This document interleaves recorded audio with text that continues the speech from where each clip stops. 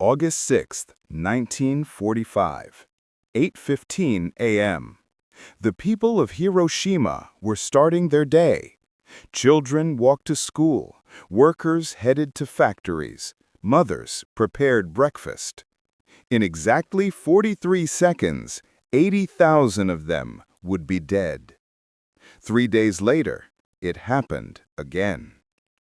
This is the story of the only time in human history that nuclear weapons were used in war. The day the sun rose twice and humanity glimpsed the face of apocalypse. Our story begins not in Japan, but in the deserts of New Mexico. July 16, 1945. A group of scientists gather before dawn at a test site codenamed Trinity. They're about to witness something no human has ever seen. For 3 years, the Manhattan Project had consumed $2 billion and employed over 130,000 people, all to answer one question: could they split the atom and unleash its devastating power? J. Robert Oppenheimer, the scientific director, stood in the control bunker. He had brought together the greatest minds in physics: Einstein, Fermi, Bohr, Feynman. Now they would see if their theories could create a new sun. At 5:29 a.m., the desert lit up brighter than day. The heat was so intense it turned sand into glass. The shockwave shattered windows 120 miles away. Oppenheimer would later recall a line from Hindu scripture: "Now I am become death, the destroyer of worlds." But why? Why create such a weapon? By summer 1945, World War II had raged for 6 years.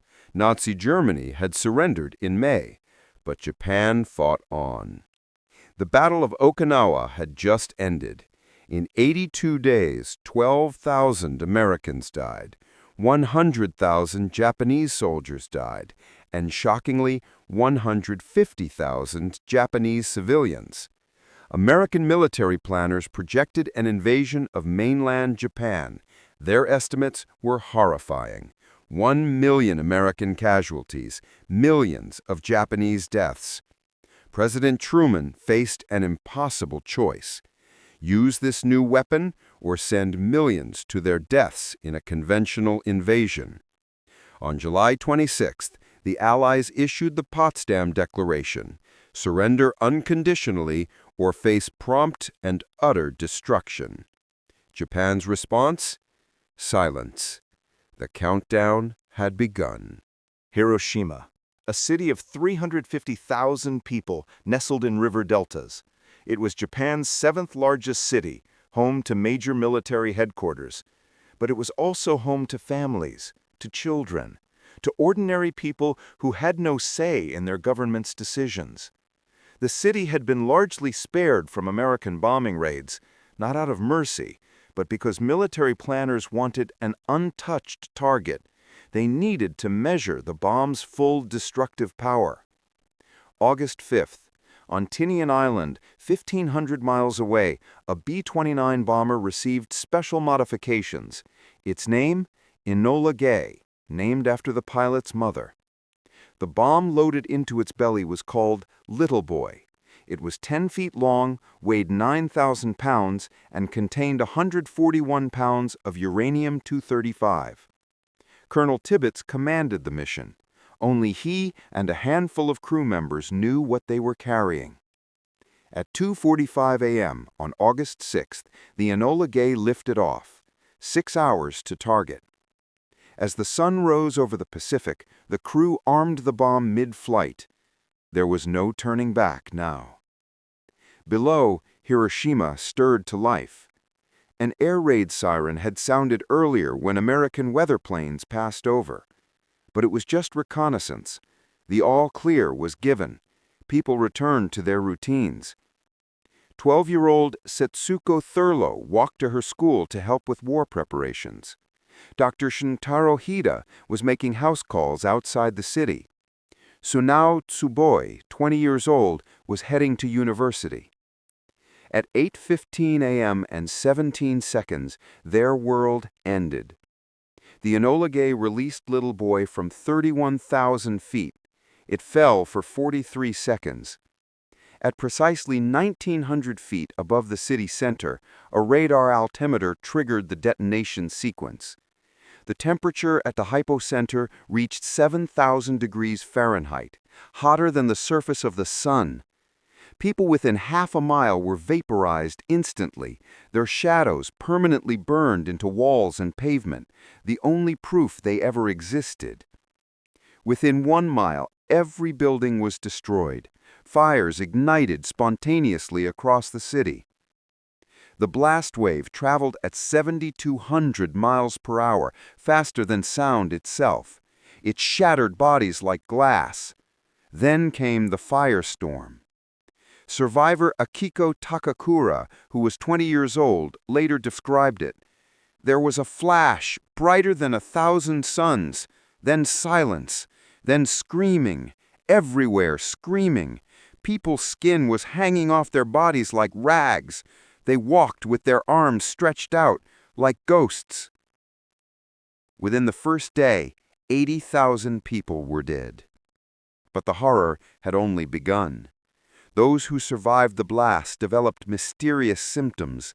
Hair fell out, gums bled, purple spots appeared on skin. They were dying from something no one understood yet.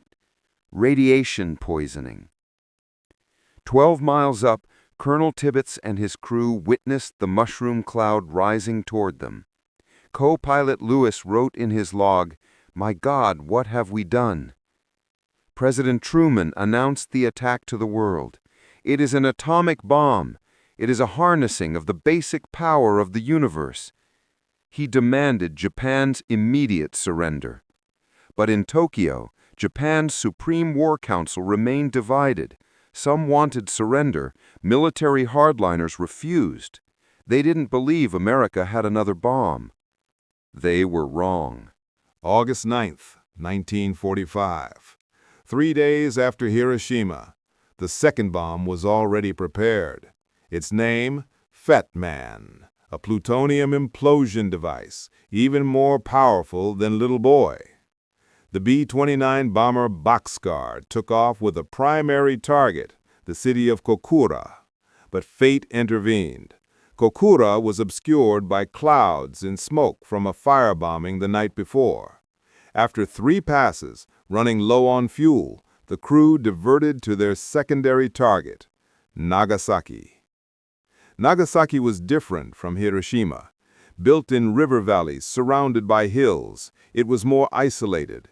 Its population, 240,000. The city was home to Mitsubishi weapons factories, but also churches, schools, hospitals. At 11:02 a.m., Fat Man detonated 1,650 feet above the Urakami Valley. The yield was 21 kilotons, 40% more powerful than Hiroshima. But the valley terrain contained much of the blast.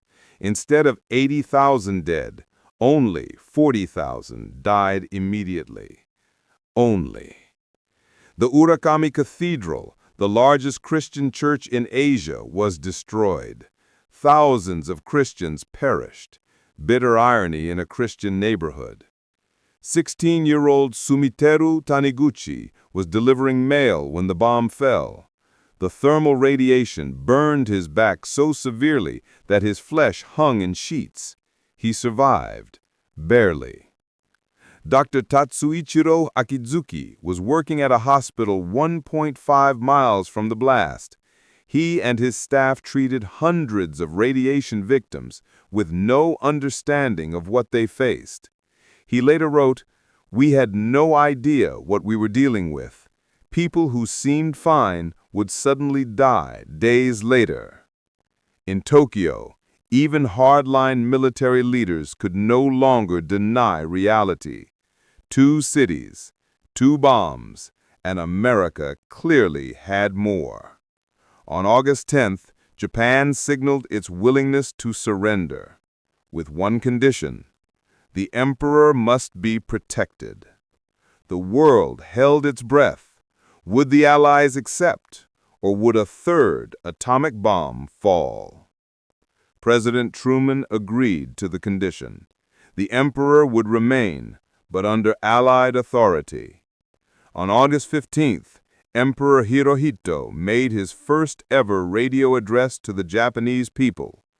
In formal, archaic Japanese, he announced the unthinkable. Japan would surrender. He never mentioned the word surrender. He said Japan would endure the unendurable and suffer what is insufferable. World War II was over. But at what cost? In Hiroshima and Nagasaki, the dying continued for decades.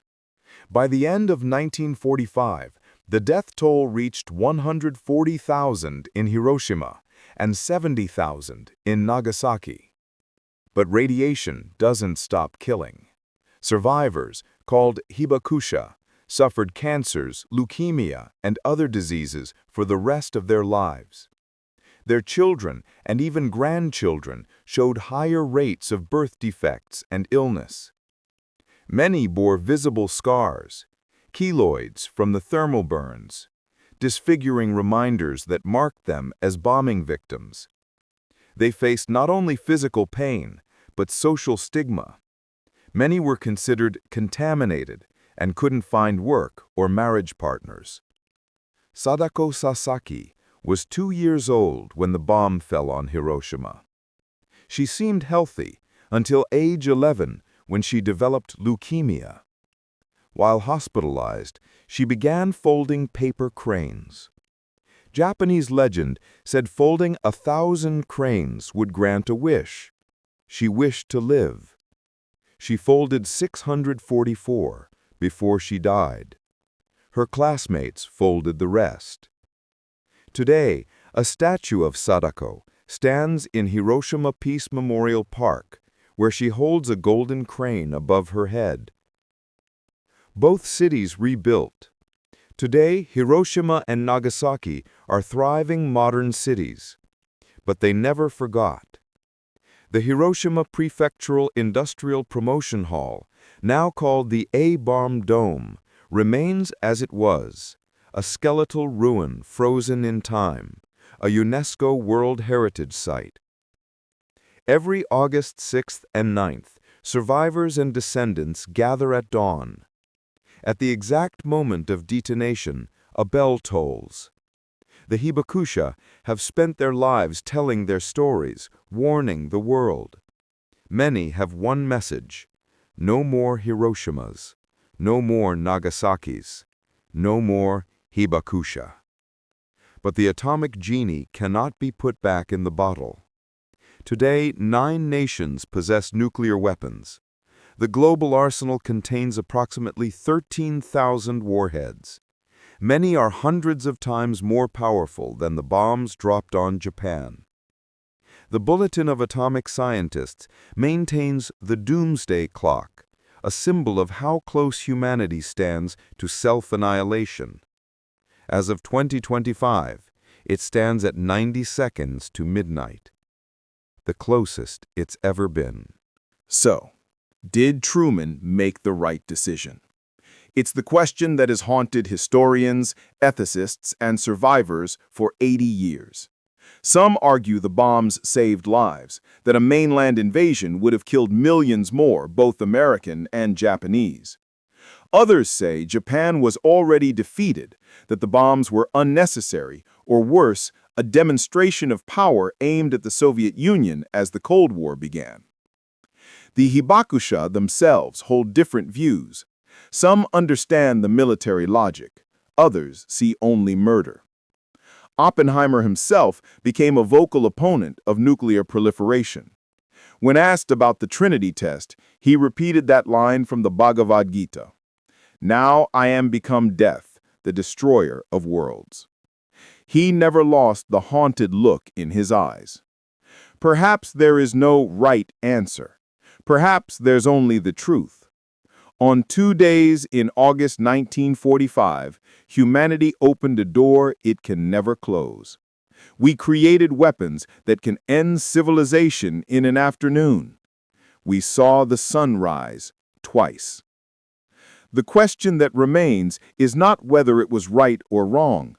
The question is, will we be wise enough never to do it again? Because next time, there may be no survivors left to tell the story.